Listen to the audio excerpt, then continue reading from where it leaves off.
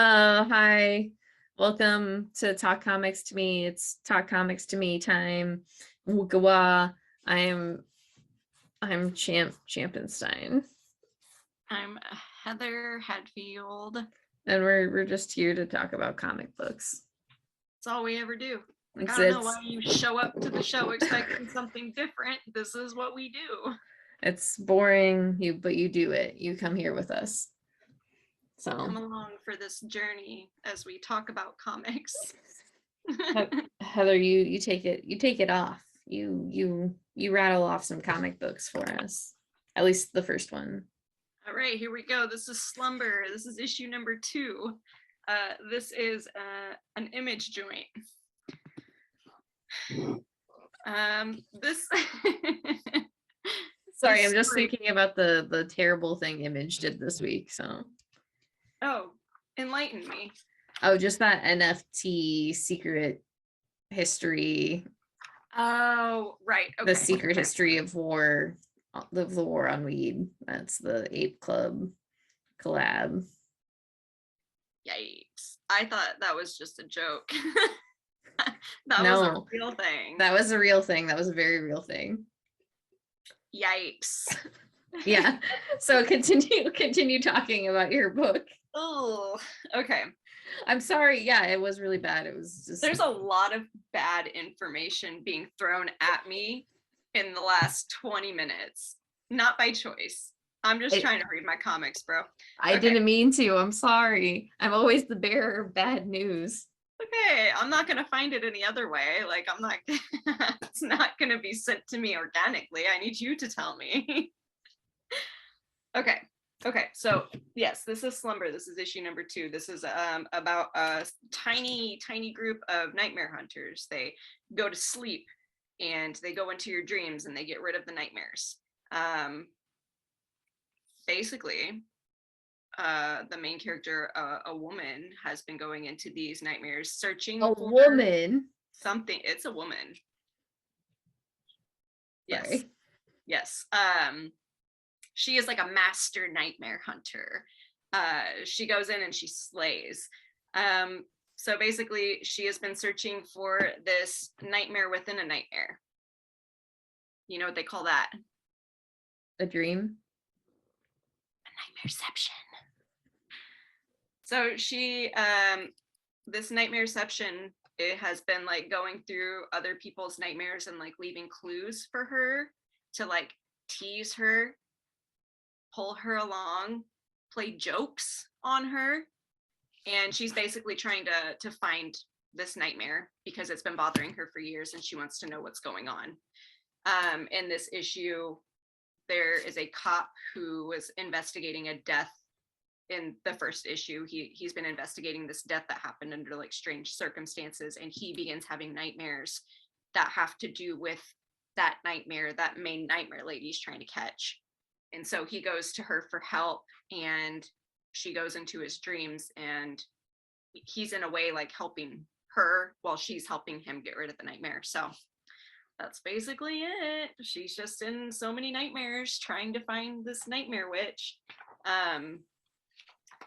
I did not at first enjoy the art. Like in the first issue, it was very wishy-washy for me, but I do think that in this one, I like the art a lot more because the art within the dreams. So this is normal world, no dreaming. And then this is the art within the dreams. I love when comics make that distinction for things like past, present, whatever, dream, normal life. I think that's really cool. But I mostly just like the colors that they used for it. This book, I would say probably 3.5 out of 5 popcorns, and that's being generous. I am going to continue reading it because I do want to know what this nightmare lady is all about. Yeah. I want to see the big bad. Is it going to be like her mom or something? God, I hope so. But basically, she's just been waiting for the dream hunters to find her, and they're getting closer. So I'm just curious to see like what the big deal is. Yeah. Auntie, what are you doing? She's just going to ham right now, and I can't stop her. And there was one little thing within this issue. I think probably the whole reason I liked the issue because I thought it was so silly. The main nightmare hunter, she gets pulled into someone else's dream, and she sees someone, a demon that she used to have sexual relations with, and he literally just pulled her into the dream because he wanted to see her. I thought it was very funny. But yeah, that's pretty much it. He's like obsessed with her, and she's like, you gotta stop doing this. Like, I told you it was a one-time thing. He's like this big demon looking dude, and he's like, oh, I just missed you. It was very cute. All right. That's all I got. It doesn't sound terrible. No, it was pretty enjoyable. Like I said, I enjoyed it way more than I did the first one. I thought the first issue was not very strong, but I think this one following up does a really good job of continuing this story and making it interesting, because there's just a lot of small moments in there that were very silly, so it was kind of funny. Yeah. It was good. I liked it. Well, I caught up on Catwoman Lonely City. This is book number 3. It was a little bit of a task. These books are not short, and they're got a lot of words in them, but really worth it. It's a lot of fun. Basically, Selena is out of prison after 10 years, and she's an old woman, and she decides to break into the Batcave, and she puts a team together. And yeah, this book's a lot of fun. I really like it. The art and the story are just like so much fun. And there's actually there's 4 issues, I think. There's at least one more issue. For some reason, I thought this was going to be the last one. Yeah, that's what I thought too. I was just going to ask that. Yeah, so that was a pleasant surprise. And when I was like reading it, I was like, well, they can't finish it within this issue. So yeah, I really like it. I don't really want to talk too much about it because I feel like it would really, like, I don't know, kind of ruin it. Because it's just like there's so much to it, and like you kind of build love for like characters you didn't think you'd ever really like. And I don't know, there's something about this book that's like really good. Who's on her team? Who did she recruit? So it's Killer Croc. Hell yes, I love Killer Croc. Eddie Nigma, so like the Riddler, and Edie, his daughter, this man named Wilson, or this kid named Wilson. This, I don't know who this lady is, but her name is Rowan, I think. Okay. And Poison Ivy. That's cute. That's a cute little team. Yeah, so it's like, and you know, they're all like old besides the few young characters in there. So it's just like, yeah, it's a lot of fun. It's just a really good take on Gotham stuff. I think like this week I have 3 Batman adjacent books, like this being one of them, and they're all just like really good. And this one is, yeah, like right up there. I would suggest it. Good. I was thinking about picking up the trade when it comes out, just because you've talked about it. Julian loves it, so I was saying, it just seemed like something I would really enjoy, but I think I'd prefer to have it like all together. Yeah, and I think it'll come out in like a nice little hardback, and there's a lot of story there, so you can really like take your time with it. Right. Like today it was nice because I just sat down and read book 2 and 3, and it did take like a decent amount of time, but it was just enjoyable. Okay, very good. I think I am gonna pick that up because I really like the creator on that. When I was flipping through it, like, I love the art for it. What else do they do? Like, why can't I? Oh, Cliff Chang. Yeah. He does the art for Paper Girls. Okay, that's who. And he's done like lots and lots of other stuff, but yeah, that's like what I know him from very specifically. Right, and that's what I do too, because you have mentioned it before, so that's what I couldn't remember. So perfect. Okay, so next I have Homesick Pilots. This is issue number 14. There's actually one more issue of the whole series. Yep, and then it is concluded. So just wrapping itself up, and I don't it's really good. Just a ghost story and story about friendship, and I know kind of sucks. The story doesn't suck, but just like how the story is flowed is just like at this point I'm like, what's gonna happen? Because it all kind of feels like they're stuck. Right. But I don't know. I'm excited to see the conclusion and like what happens. Do you have any theories? No. None? Okay. I kind of just like have not really thought about this book beyond like reading it. Like I really enjoy it, but I just want to like, I don't know, not have to, I don't want to like try and figure out how it's gonna end. Right. Okay. That's good. You'll have to let me know on a whole how many bags of popcorn you would give it once you Yeah. finish it. We'll do. Okay. All right. Okay. Let's talk about it. Yes. We're gonna do this one. Champ did not grab this one. It's still at the shop. Yeah, I was like, I haven't read the second. Yeah, I'm pretty sure that's what I did. I'm pretty sure I didn't even grab it out of my box. Okay. I did not read this one. I swear I took it off my pull, but I guess I had a weird change of heart because I didn't take it off my pull. I got this Bolero. We're talking about Bolero. Yes, Bolero, issue number 4. But yeah, I did not read this one. I did not like how the last issue went. So I really had no desire to read this one. I think I might read it. It probably won't, but I might. Yeah. Just because I'm just like, I want to know what they could possibly do with this. There is only going to be 5 issues. There's one left after this. So when that next one comes out, I'll just say, damn, it smells good. That's a good smelling book. Do you think like the main character could like redeem themselves? I know that was like one of your bigger problems with like that last issue, is you like in the issues as a whole is that they kind of seem like a terrible person. I feel like they are just for the sake of the story, but in my personal opinion, I don't think that there's any way they could. Okay. Like I feel like they're gonna do some twist on it and be like, no, this is how they're gonna redeem themselves. This is how they get back, rather than like letting her take the time to heal herself. Yeah. I feel like it's gonna be something like that because when all is said and done, it's a love story. And it's gonna have like a happily ever after in one way or another, but I just don't feel like that's necessary or even deserved for this character. I just feel like she needs to accept the fact that she fucked up more than once over many different dimensions, and she needs to fix herself before she can try to work on getting her girlfriend back. And that's like the one thing that she refuses to do is work on herself. So I don't want her to redeem herself, but I'm pretty sure that's what's going to happen just based off of me like flipping through here and seeing them, going down on each other and stuff. Like clearly nothing else matters.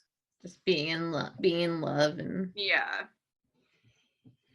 All right. But yeah. Okay.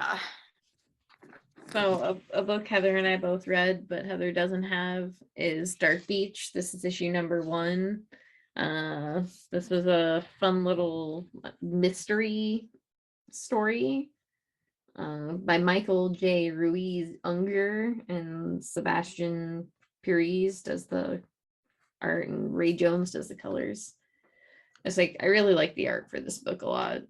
Yeah, that's what I was going to say. I think that was the one thing. I mean, I did really enjoy the story too. I thought it was very interesting, but the art is really what got me. Yeah, and I really did like think the story was interesting just because it was just one of those silly like, here's a mystery and this like dirtbag looking detective guy is gonna go solve it. Mm-hmm. I like that it was very much a sci-fi story, and it does take place like at some point in the distant future where there's like no real sun. Yeah, I thought that was an interesting part too. Yeah, it was like, it was surprisingly good. I wasn't expecting it to be so like intriguing and like draw me in so quickly, but when I was reading it, like the beats really hit and it just like drew me in really perfectly. Yeah, you are the mystery. It's detectives, solving stories, all that kind of stuff. You enjoy that quite a bit, and I don't dislike it at all. It's just not really the stories that I'm drawn to, but that one was done in such a fun way too. And I think it might have been the whole him just being kind of a scummy looking dude, like, nah, I'm gonna do this for my own reasons, and then the guy that he is working with is very much scummy too, but in a different way. Yeah. I thought, yeah, That was a good aspect for sure. Yeah, it's just should pick it up. Yeah, you should. It's very good. Dang it, I think I'm going to pick up that second issue, at least to read, because yeah, I enjoyed it quite a bit. Yeah, I added it to my pull file, so let's cross our fingers. It's a behemoth book that I can get every single issue. Behemoth, if you're listening to us, please give us the issues. Please give us the issues. We can never get like all of the issues of your book. It's so stressful. Yeah, very, very frustrating. There have been many a title that we have not been able to finish because of that. Whatever. We're in a pandemic. Who knows? It's not your fault. It's the distributor's fault. So yes. Okay, go ahead. I'm gonna go. I have Faithless. This is part 3. This is issue number 3. I'm gonna give you the main cover here, and then we're gonna give you the super naughty Anka cover. I'm gonna put this on here so you can prepare yourselves. Boom. Dicks and tits everywhere. Butthole. Yeah. Is this the same person? Oh, you can't see me pointing. Oh, which one? This one and the one in the middle. Both the people, I guess, getting eaten out. Oh, okay. Or dick down, sucked down. Dick down. So I'm pretty sure, just based off of this is Faith. She's the main character, and then I think this is Poppy, or that is, I can't tell. I'm not sure which one is which. I think they're both different iterations of Poppy. Okay, so they are the same person. Yeah, because sorry, it smelled like one of my cats took a shit. I was trying to figure out which one it was. But I think that is both Poppy, because like throughout the story you see Poppy being like 2 different kinds of people. Okay. That's what it seems like to me. Plus it just looks like her. But I don't know who all these other people are. They're probably demons from hell. So this issue, like I told you, Champ, is nowhere near as grotesque as the last one. This is actually just a very chill issue. So Faith discovered in the last issue that she, during her year of like disappearance, she had given birth. She had a baby, and she's sort of remembering all this stuff. She has no idea what happened to it. And Lewis, who is this man, is the one who sold his soul to the devil so that he could create art. She's also been having like a weird affair with him. I call it an affair just because it's like a strange situation, because Faith is seeing both him and his daughter Poppy. Very strange, but I also will not question it, because you're free to do whatever you want. But it's his baby, and when she discovers like, oh, I had a baby, where the fuck did my baby go? He shows her. She does not like what she sees, and so he thinks the best thing to do is to like wipe her memory and let her go about her life as if she had never met them to begin with. But it doesn't quite work, and she's still remembering like pieces of what's going on and stuff, so it's just messing with her mind even more. So it's like, it's a really weird thing, because Lewis, I always go back and forth on whether or not I like him, because he can be such a dick. Yeah, he's such a dick. But then he does things like that where he's like, no, this would just make it easier for her to continue living her life and be the person she wants to be. And then yeah, he's trying to help her and she will not allow it, and it's just weird. I think there's like 2 issues left, maybe 3, but I'm curious to see. Oh yeah, I did tell you that he sold his soul to the devil, but it turns out he's actually a devil himself. Hey, how's that work? I don't know. I think that was part of the deal, was when he sold himself, they were like, he becomes the devil too, or a devil as well. Yeah, I say a devil, but it's just demon. Like a demon. Yeah. But yeah, he has all these weird connections to hell and all that kind of stuff. So he just keeps fucking with her without meaning to. All right. It's a very, very strange story, but I am very curious to see how this ends, because this is the last chapter of the Faithless series. No more punking you out. We'll see. Faithless 4. But yeah, so it's either like she continues to stay with them and be an artist like she's always wanted to while delivering demon babies to the hell brood, or she just goes back to her normal life and her old friends, just being regular old Faith with no ties to magic or art. Let's see what she'll choose. She can't do art without the sexy demons. Not the way that they make it seem in this is you have to completely let go of yourself in order to create the art that people are going to want to see. Okay. And part of that is not being yourself. You have to give up all your ties to the human world. You know, Satanism and witchcraft. Yeah, let's check it out. That's fine. Yeah. That's what it takes to be an artist. We don't know. I'm not an artist. I just talk about comics. Same. Okay, so next, on that note, I have The Good Asian. This is issue number 10. This is the end of this story. It does say at the end that the character will return. Okay. So I'm hoping that is a real thing that does happen, but I really liked how it wrapped up. It did like a really nice job of putting all the pieces together and telling you like what happened, and I don't know. This was really good. I really liked it a lot. They solved the mystery. They solved the mystery. Edison Hark solved the mystery, and I wouldn't say everything ended up like good, but everything ended. Okay. Like I don't know. There's something about it I just like really enjoyed, and the art was amazing. Like just the way like some panels and like pages were put together, and just the colors too. It was a well done book. And I loved every cover. Like I know I got all the B covers, but like all the A covers were really great. Yeah, I think if you if you like detective noir stories or noir stories, like these are definitely one. Like The Good Asian is a book to grab.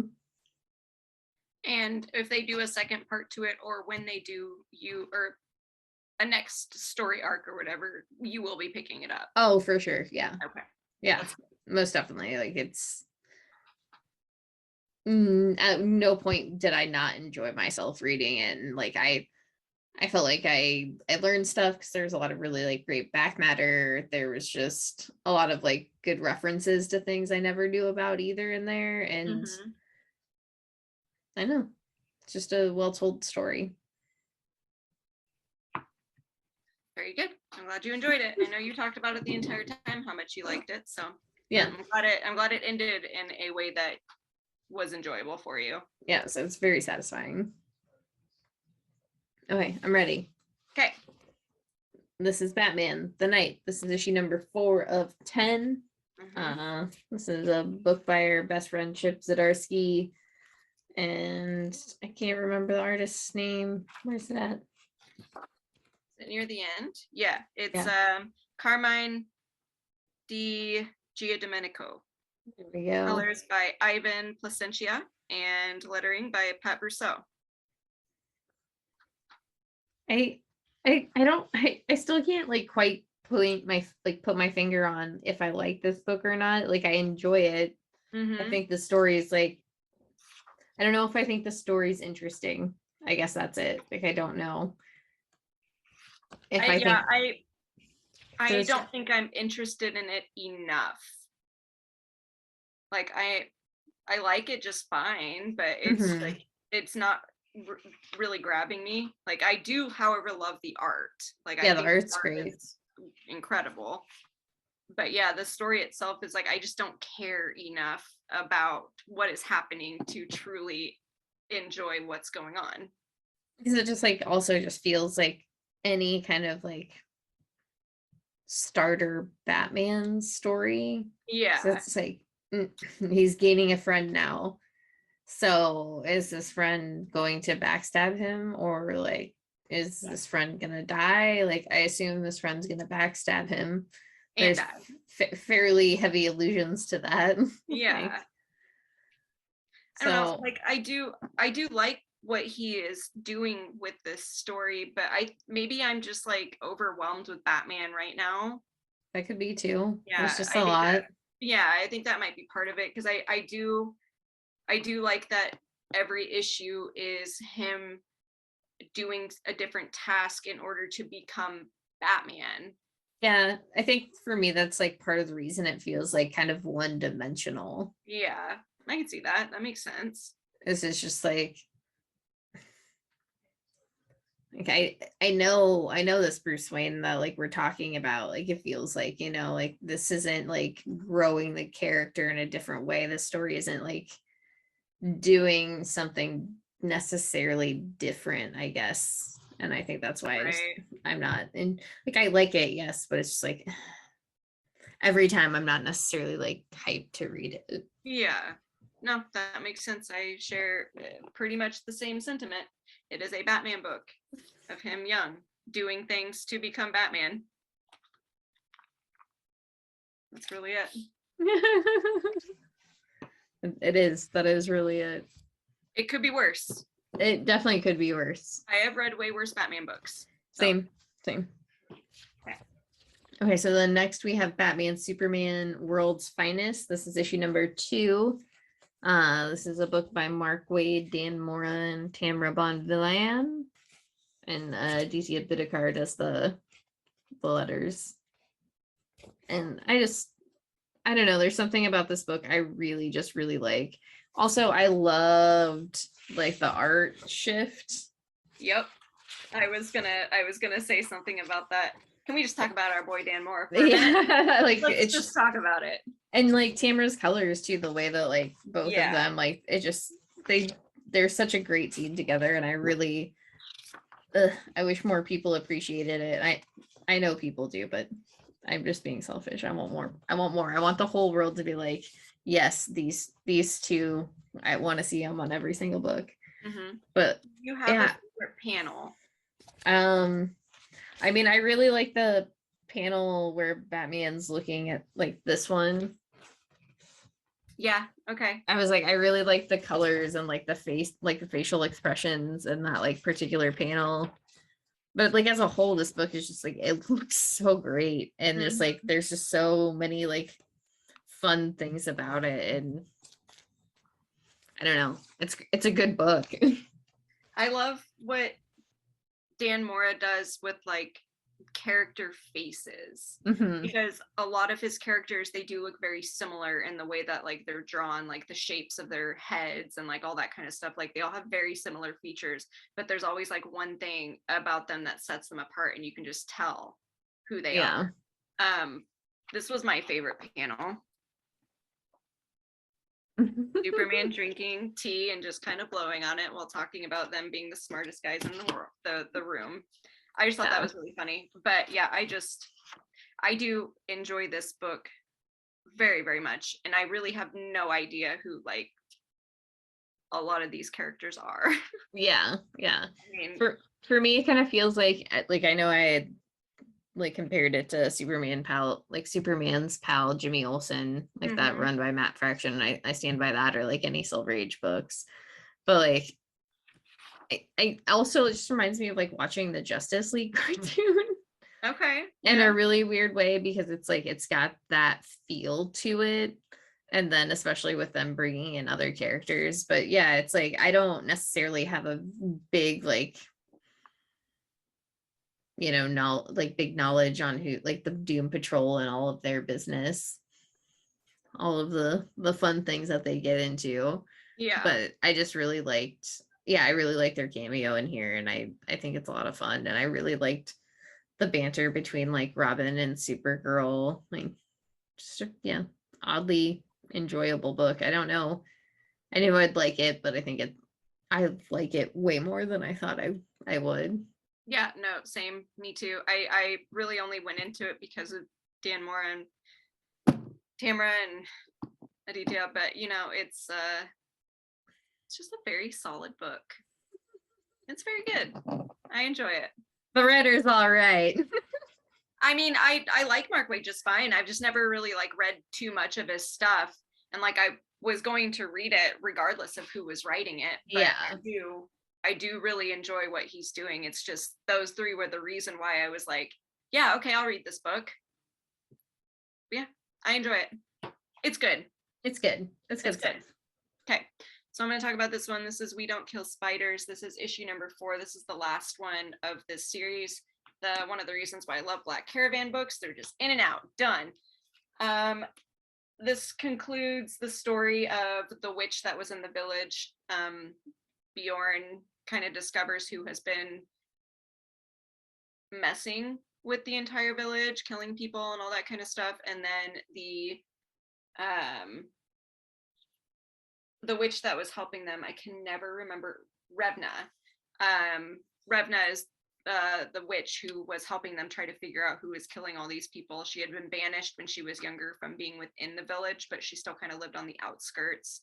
Yeah, she discovers what had happened. Her and Bjorn take care of business, and then she is further exiled from them. So she's not allowed to even like live on the outskirts anymore. So she has to find somewhere new to go. And Bjorn is like, sup, bro, let me go with you. Let me just travel with you. Let me know what you're all about. Yeah. So they begin their own little journey, and there is going to be, I'm not sure if this is part of the same story. It seems like it's going to be based off of the way that this ends. But there is, this creator is doing another book called 7 Years in Darkness, which I'm very excited about because it seems like it's continuing from here. Like Bjorn and Revna's story is done, but the next story is the Lord of the Forest, which is gonna be good. The art at the end is like really good. That's these last few pages that kind of, I'm pretty sure, are just the introduction to this one. Okay, that looks cool. Yeah, it looks, I'm really, really excited for it, and can't wait. You know? It's gonna be good. Yeah, I gotcha. All right, so then I have, this is Refrigerator Full of Heads. This is issue number 6. This wraps up this, I guess, the story arc. It seems like they may do another one. They left it open to that. Yeah, not much to say here. Okay. Just a lot of really, really ridiculous things. Just like just a really ridiculous book. I think that's all you can say about it. Like, just a lot of silliness, just a lot of campiness, and just A lot of murders. a lot of murders. But like bad guy murders, I guess, technically. Okay, good. That's what I love. Yeah. It was a good book. I had a lot of fun. It's just like, it definitely did not need to be 6 issues. So did it, because I know the first part of it was Basket Full of Heads, but I know they're 2 different stories. Like, was that necessary to do? Like, the stories intertwine very much. Okay. So like when you first like pick it up, you don't really think you need to like read the first story arc, and you still don't, because they really tell you like what happened, why these people are where they're at, or like who these people are and how they ended up there. But it just like, it does feel like the first one would have been enough. It would have been fine. Mm-hmm. It was fun. It was like an interesting idea that's just, I think like any like sequel sort of thing, kind of just like, you just took it too far. You didn't have to. Yeah. That's unfortunate. Yeah, if you do a third one, like, I mean, it was fun. Like I said, it was fun. It was interesting. I liked how they tied everything together. But yeah, No, you didn't need to. 6 Wasn't issues, no. right. Okay. Well, if they make another series, are you gonna like what would it be called? Bucket full of heads? I think that's like too close to baskets. Okay, well then what about I call it shoebox full of heads? trailer full of heads. Trailer full of heads? Yeah, that's a good one. Shed full of heads? Shed full of heads. Actually, that one's good. We should end on that one. That's mine. All right. Yeah, I didn't come up with that. You did. Now this is the most controversial controversial comic that we've ever read. It is tearing Twitter apart right now. This is the Collector Unit 731's issue number 1. Everything like you've ever known about it is a lie. There's like 10 comments on Legend Comics Twitter. That's what Heather's talking about. Yeah, and now I'm starting to doubt everything I've ever known about anything. Okay, I have one thing to say about this book, and it's not like a gripe or anything. You can just tell that this guy used those little, like, the artist used those little posable dudes for the reference. Yeah. Yeah, that's true. Okay, so I'm gonna tell you what I have read about Unit 731, how it compares to the book, and what apparently is wrong with it. But I'm going to keep it short. It's just going to be a quick little overview. So there was a camp called Unit 731 where, this is what I've read, just so you know, where the Japanese conducted experiments on people. All sorts of experiments, like with injecting them with illnesses, doing vivisections, like all sorts of wild stuff that shouldn't be done to other humans. So this book kind of follows that. It follows one man in particular throughout his time spent in Unit 731. And what was said on Twitter was that stuff didn't actually happen. It wasn't the Japanese that were doing it. I am going to read up on this more because I am curious, because I don't know how much I've read is like true and how much isn't, and I'm going off of just what like one person was saying and another person agreeing with. So my brain is torn all over the place. So that's what the book is about. But like I said, I'm going to read up on it more. I think I am going to take this off my poll just because I did not enjoy the story anyway. Yeah. Like whether or not what is being the information that's being passed on in here is true or not. I just did not like the story. I don't think it's worth reading. Which kind of sucks because I was actually kind of excited for this story. I did, however, with the exception of that one page, I enjoyed the art quite a bit, but it's mainly just because it reminded me of that Out book that I read. Yeah. A lot of the colors and the panels reminded me of that book. But yeah, that being said, I'm gonna research, gonna take it off my poll. I will remember to come back and circle back to this information so that we can discuss this at length another time. Yeah, for sure. But don't believe everything you read on the internet is all I'm gonna say, because it could turn out to be wrong. Yeah, you never know. Everything on the internet's right. Yeah, you can't lie on the internet. Don't you know that? I do know that. I also was just like, the story was kind of just like, yeah, because it just felt like there was nothing. I don't know if I needed to be introduced to it, because that probably would have helped. Yeah, because I kind of just like, here you go, and I'm just like, I don't know what the fuck is happening. Right. It would help to know about some of this stuff previously. I'm gonna times out for a minute because both of my cats are sitting by the door acting like freaks right now. Okay. Get out of here. Get. Thank you. Okay. And I'm back.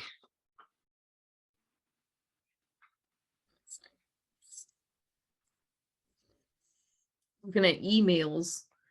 All right. Let's like exit up or something. Okay. All right, so now we have canceled. This is issue, oh, this is David Burns canceled. Number 1. Number 1. This is about a children's show that gets canceled and a clown. It's basically a Mr. Rogers situation. And this clown takes over for him. And he's like, I'll get my revenge on you. And that's what this book is. Oh yeah. Yep. Clowns are evil. Yeah, when you texted me about this, it's just I really don't know how I felt about it. It said it felt very much like an edgy dude was writing a comic book to me, and I was like, okay, dude, I get it. Where are you gonna go from here? And so I said it feels like it's possible there's like a rape scene or something awful happening in this. Right. And I have to say, like, I don't like when clowns are the bad people, when they have to make them the evils. That's a bias. Yeah, but you know, I also like clowns. Can we talk about this baby that has like a child's head? Ew. Yeah, I was gonna say that's one of the things that I was like kind of on the fence about. Like, as I've mentioned many times before in the history of this podcast over the last almost 4 years, I am not really a fan of just plain black and white art unless I feel like it fits the story. Like, if it was told any other way, it wouldn't make sense. I get why parts of this are just black and white like that, because this is the story that the characters are watching, the movie, the TV show, whatever. I do get it, but I don't like the art. The art. After sitting down and thinking about that real hard, I did not enjoy it. And I think it is because of the faces like that. Because there are several pages where I was like, what is wrong with that face? Like that. Yeah, no, that's why I liked it so much, is because it's I think that's the whole point, is it's supposed to look like that, and it's supposed to have that like ness to it. Yeah, that's fair. That's also why it's in black and white, because it takes place in like the 1950s, so it's also like it's supposed to be in that and that's why those people look like that, and even that stupid baby. That stance, however, kills me. Yeah, I love that. But yeah, it reminds me of like points in Deadly Class where like they look like that too. Yeah, that's fair. I don't know, maybe because I am going to continue reading it because I am curious. Like I'm interested enough in it, so maybe my feelings will change. But yeah, there were just certain faces in here that I did not like. Yeah, and I mean the art change, like we talked about earlier, was really great too. Yeah, and I did like that aspect of it a lot. It was just for some reason seeing them like that with no color like that stressed me out. Yeah, no, I figured it'd be something that you wouldn't like necessarily like 100%. Like, it was fine. I do think it like fits with the story and stuff, but it's still just like I just didn't really like it. That's fine. I just didn't like it. Okay, so next I have Jonah, however we want to say it here, and the Impossible Monsters. And this is issue number 9, and just the tale of Jonna and her sister Rainbow trying to kind of like find their dad now, find their way, find anything besides monsters. They're just fighting for their lives. Just these 2 kids fighting for their lives. Are they in a cave?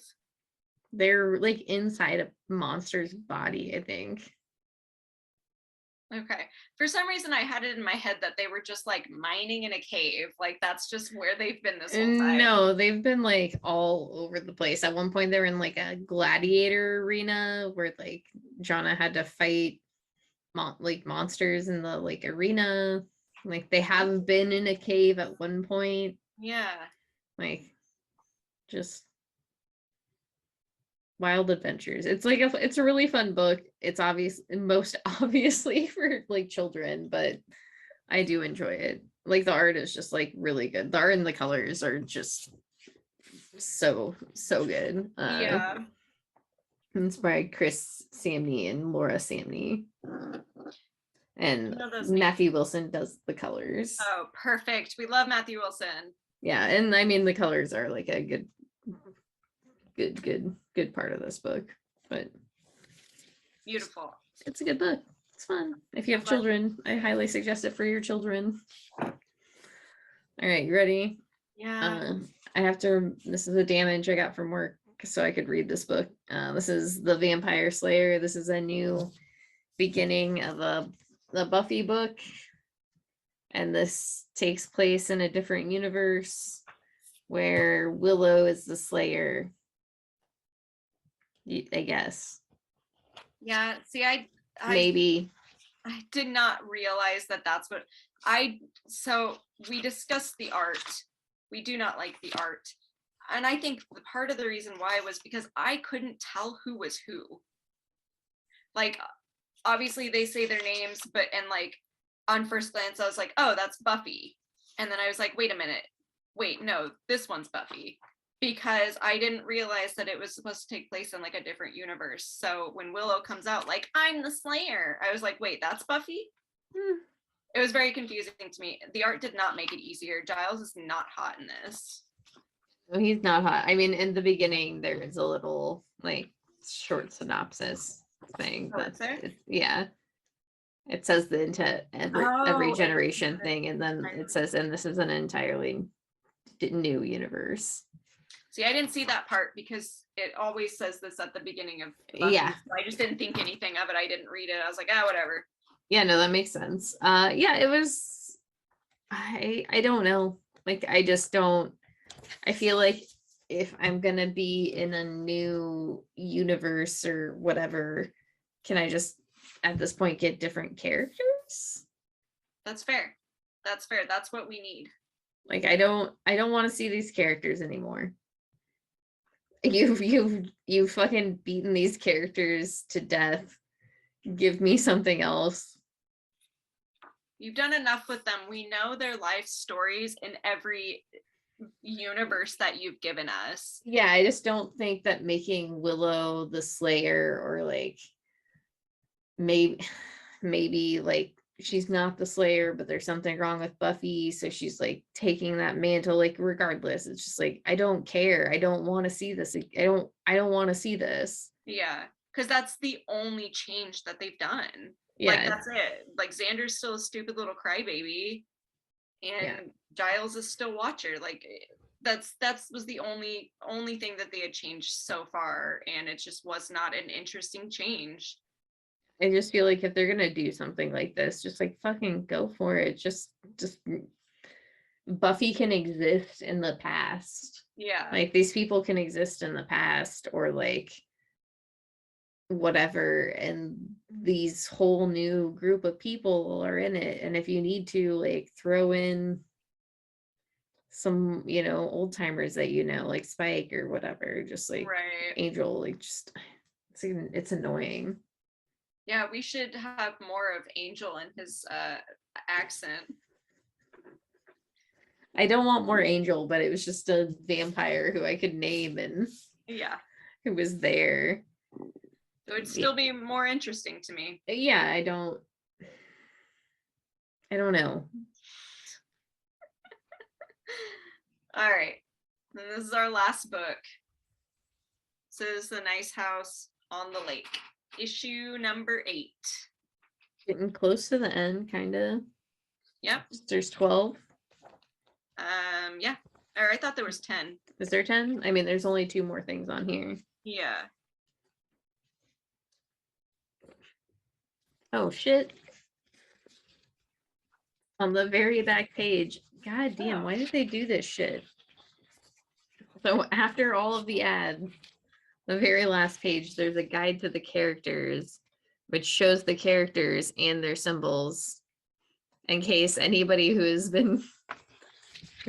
reading this book did not see that, because I have looked at this book several times and completely missed this. Yeah, I had no idea. So anyway, we're just getting more into in-depth the characters. You know, each one kind of focuses on a different character and how they ended up knowing Walter and how they exist within the house now. You get to know a little bit more about Walter and his decision making when it came to who he was going to take to the house to protect. And you also see that some of them had their memories wiped, which that confused me a little bit. I remember it, but I'm also like confused by it still. Yeah, this is definitely a book I have to go back and like read those like last few issues, because the break between it, like each issue has so much going on, and not in a bad way, but in a way where when you're reading it in a monthly way like this, or and then there's a break like there was, it's just all that information is like there, but it's like locked up. Yeah. No, it's a very information dense book, and Mhm. when I don't know, when we're reading so many other books, it's like hard to remember every little thing that happens in here. And I do think that it would benefit from like a complete read through like that, just Yeah. to see all the little things that happen in it. But yeah, it's still really good. I'm still enjoying it like quite a bit. I'm excited to see like how this story is going to tie up, like the conclusion of it. What could that possibly be?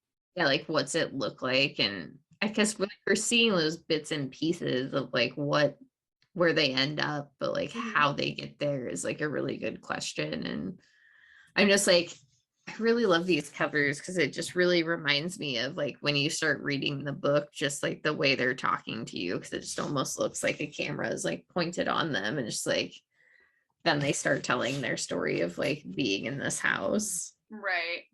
I wonder if like they're all connected. I actually was just thinking the same Yeah, thing. because I mean, in a way, it kind of looks like that. Like if you were to lay them all out together, or They would like somewhat fit together somehow. yeah, Should try it would that. be like the whole picture of them. You could see everyone within the house or wherever they are. Hmm. Now I kind of want to try it. Yeah, I was saying now I want to see that. Comic books, man, they're cool. I know. Ooh, Oh. got my book. uh that's all we got for comic books, bros. That's That's it. thing. Been a wonderful week. Not really at all, but It's been a weird week. It's been a yeah, really weird week. been a lot of bad anti-trans laws being passed, so that's been like a huge bummer. So as Mhm. always, if you have funds or if you have a voice, say something, speak loud. I know in Florida they're trying to pass another bill about like basically like the same bill as in Texas, so detransitioning like trans teens, and then also trying to stop social transitioning, which can include, just like changing your name or cutting your hair, like dressing differently. So, And I would and also like to say on that note, um, there is I wouldn't say popular, but it's fairly well known author. I don't know her actual name, but there is a book that she just released that perpetuates very, very harmful stereotypes against trans people. The book is called The Pawn and the Puppet. Um, I would say do not support it, do not read it, because it does not paint trans people in positive lighting at all. It does a lot of harm. And even though her reasoning for doing it that way is fucking stupid, there was no research done. And she did not listen to her beta readers when they told her to not include any of that stuff, because that is terrible. Don't read the book, don't buy it, don't support that author at all, don't do any of that kind of stuff. I don't care if she's indie, she self-publishes, any of that kind of shit. Don't do it. It's terrible. all right, we had I our read a little lot of really bad soapbox, books. huh? I said, and I read a lot of really bad books. So I feel like my opinion should matter on this count. If I'm not gonna read it because I refuse to support that kind of work, then neither should you. That's all. 100%. Yeah. So yeah, that's all we got otherwise, because I just want to, just gotta use our little platforms that we have to say little small things that we can Mm-hmm. protect the people that matter the most to us. So thank you for listening as always. Go support your local comic book shops. Go support your local libraries. Take care of your friends. Be good people. Take care of each other. As always, thank you Yeah. for being you. Support us. Support us. If you Lord see knows us, we need it. it's true. If you see us, give us a high five. Tell Mm-hmm. us how much you like us, even though we'll just go, thanks. We'll do this. Mm-hmm. It's usually what I do. Like, no, you don't really think that. But we Uh, need it. Tell us anyway. yeah. So we'll see you on the flip flop. Blop blop.